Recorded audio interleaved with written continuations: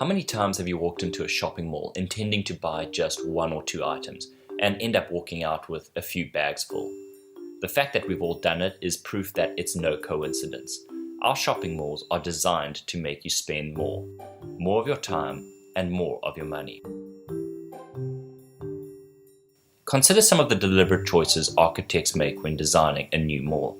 You will never have an escalator that conveniently leads you to exactly where you want to be. The escalators are always set up in a way to make you walk the longest possible route past the most possible shops. That's Heinrich Wolff, an award-winning architect from Cape Town. So there's this thing of forcing people past shops that is the fundamental spatial construct. You'll never find the movie houses, the Edgars, the Big Pay and so on just at an entrance. You generally find them as a magnet at the end of a set of line shops. And the logic is that the magnet pays less for rental and the line shops pay more for rental. So the line shops pay to be in line on the way to the magnet. This, however, is not a recent phenomenon. From their very beginning, shopping malls were designed with the intention of keeping people within their walls for as long as possible, but not necessarily to spend as much as possible. The man responsible for this is the shopping mall's creator, Mr. Victor Gruen. An Austrian immigrant to America to escape the Nazis, Gruen made a name for himself designing shops and retail spaces in the lean years of the 1930s. His secret weapon was the lavish window displays which lured customers into the shop. In the 1950s, with the rise of the automobile and growth of suburbs, Gruen noticed the middle and upper classes were moving out of the cities, commuting between home and work in their cars, with very little public interaction outside of that.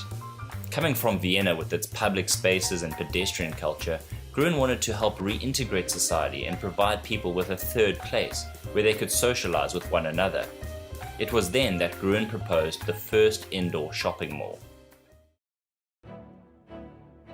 For his first mall, the Southdale Center in Minnesota, Gruen proposed indoor gardens, seating areas, art installations, and center courts, which would encourage people to mingle and socialize with one another.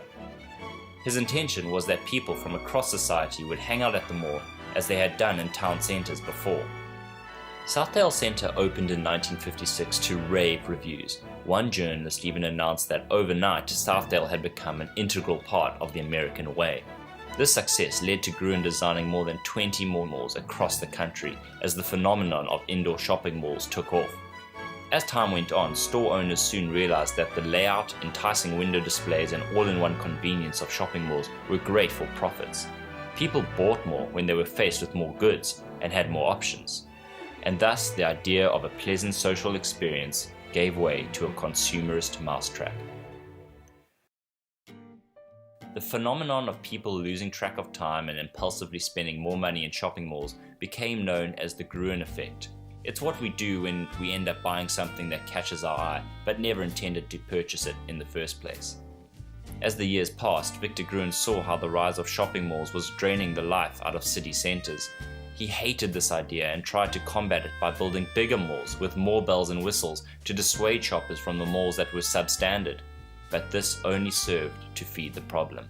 And so the man that invented the shopping mall became its most outspoken critic. "I am often called the father of the shopping mall," he once said. "I would like to take this opportunity to disclaim paternity once and for all. I refuse to pay alimony to those bastard developments. They destroyed our cities."